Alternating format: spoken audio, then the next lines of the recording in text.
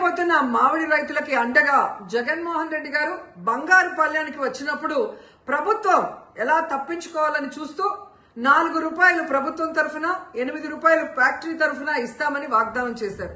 కానీ 4-5 నెలలుగా అది ఇవ్వకుండా ఎలా మోసం చేశారో మీ అందరూ కూడా చూశారు.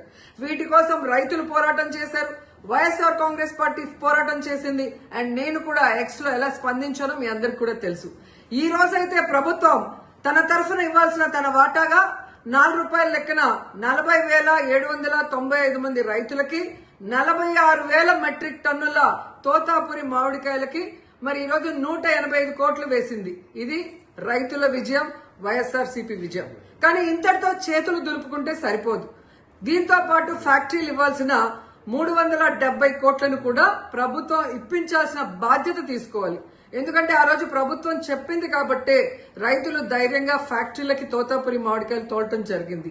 సో ఈ 370 కోట్లు కూడా రైతులకు చేరే వరకు రైతుల పోరాటానికి వైఎస్ఆర్సీపీ అండగా ఉంటుందని హెచ్చరిస్తున్నాం.